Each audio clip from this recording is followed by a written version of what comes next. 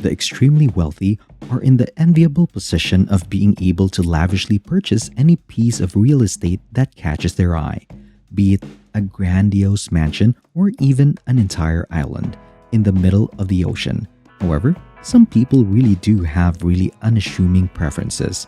Let's explore the biggest American billionaire mansions and get a sneak peek inside some of the world's most extravagant homes, which range from breathtaking to shockingly expensive. Welcome to Billionista. If you love videos about luxury living, please subscribe and click the bell so you never miss a video. And don't forget to like and share too. Number 3. Arden House.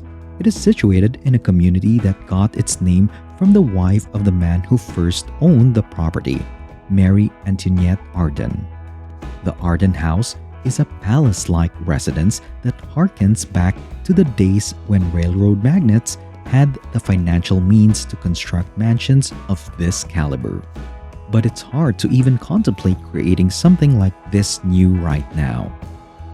In 1886, Edward Henry Harriman decided to utilize the wealth he had amassed as a railroad executive to construct the ideal mansion for himself and his family. That house grew to a total of 97,188 square feet throughout the course of its existence, encompassing 355 acres and filled with pricey artwork, tapestries, paintings, and other works of art. On what was once a working farm is where you'll now find Arden House. Numerous hiking paths on the property wind through the surrounding woodlands and meadows. In addition, there is a 125-acre private lake that provided the original owners with a location from which they could sail their boats and enjoy hot days in New York State. The original carriage house can still be found on the grounds of the property at the end of the long and winding driveway, because there is now a sizable pool and an entertainment area that includes tennis and squash courts.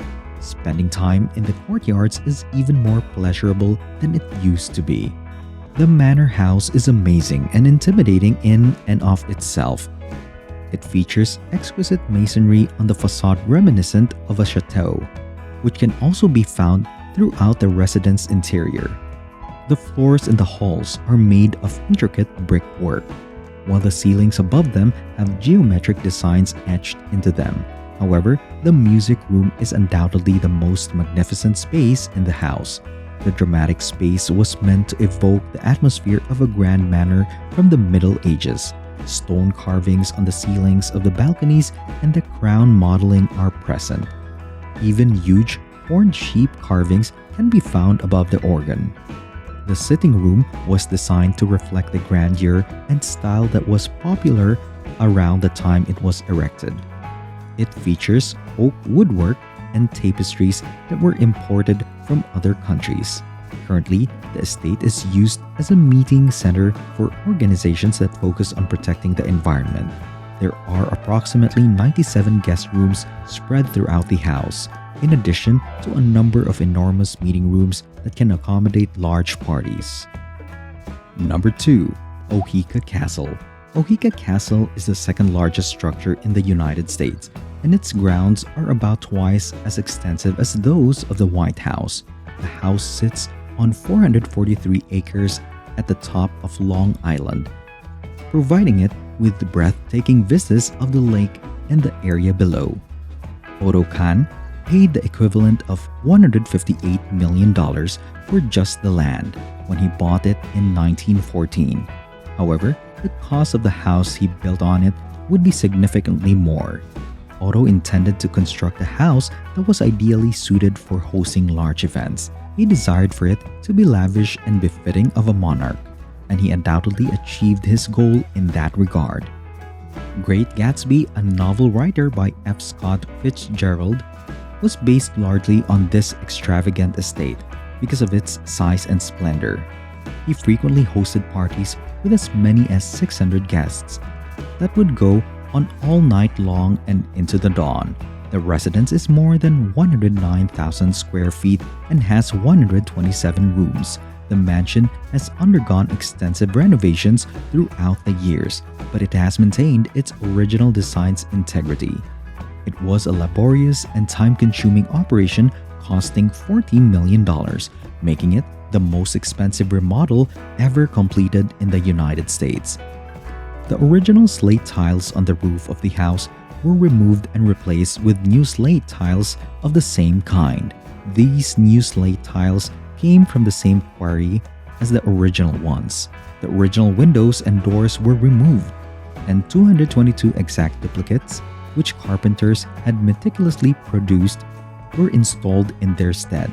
He constructed the mansion with hidden passageways and corridors between the walls, which enabled his 126 full-time employees to move around the house without bumping into the guests or engaging with them in any way. The primary entranceway features dual stairs, each with hand-wrought iron rails and a chandelier that is the original. The big ballroom is located on the bottom floor, and it features wraparound windows, multiple chandeliers, and some truly spectacular architectural embellishments. You'll also find a terrace room on the ground level with a door leading out to one of the multiple terraces. There is a billiard room, a lounge, and an amazing library.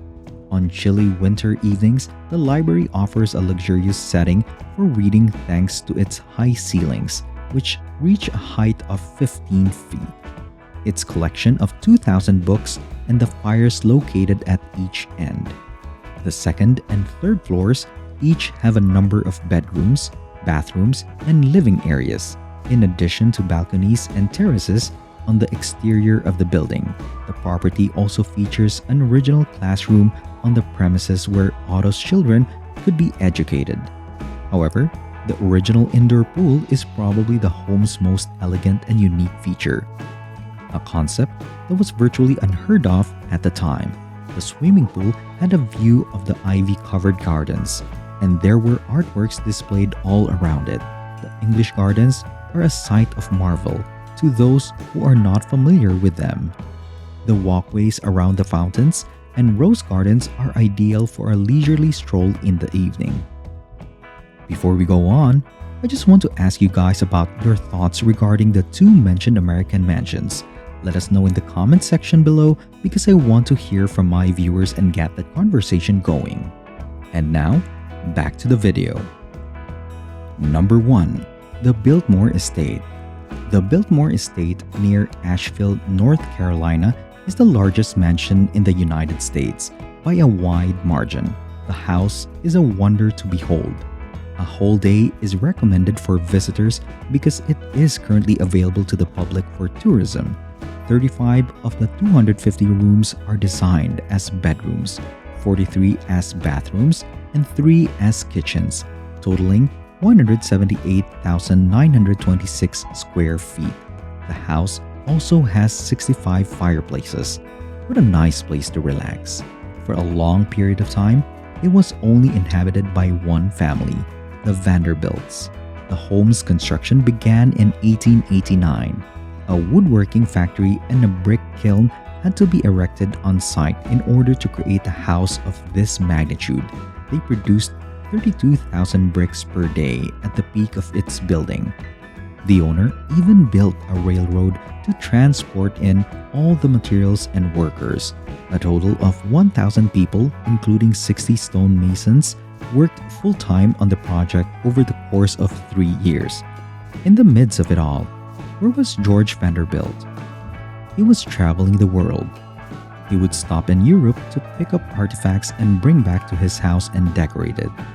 The pieces were mostly from between the 15th and the late 19th century, and were then and are still now worth a great deal of money.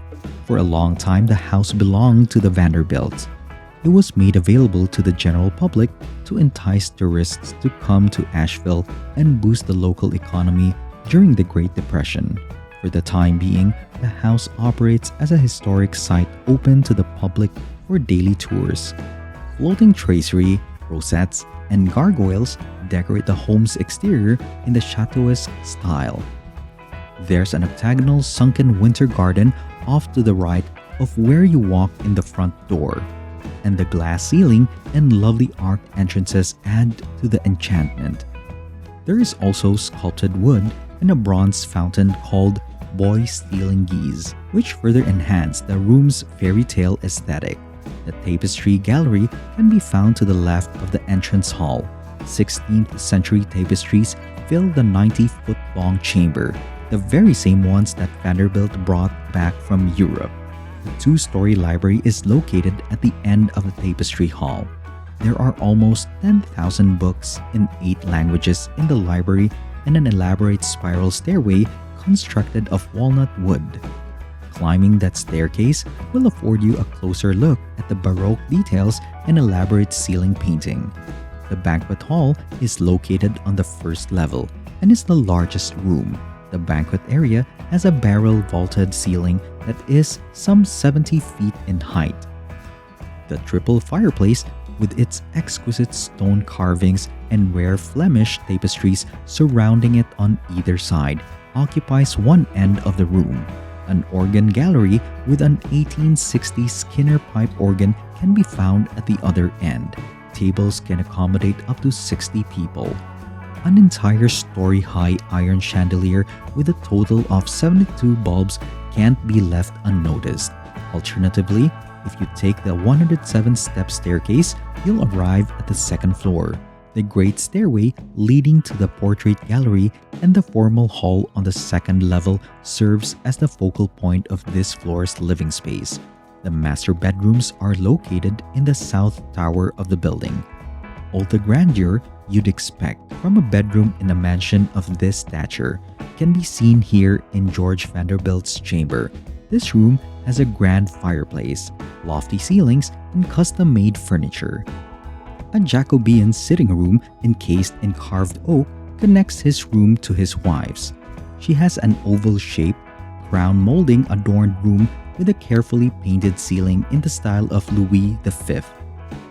The fireplace is a work of art in its own right. All of the second-floor bedrooms have fireplaces, golden accents, exquisite art, and silk curtains, as well as a variety of other luxurious features. The third and fourth floors of the building are for housemaids, housekeepers, and other female household servants working in the house. So Billionistas, which mansion is your favorite? Let me know in the comments. That's it for this time. If you enjoyed the video, hit that like button and don't forget to subscribe. See you next time.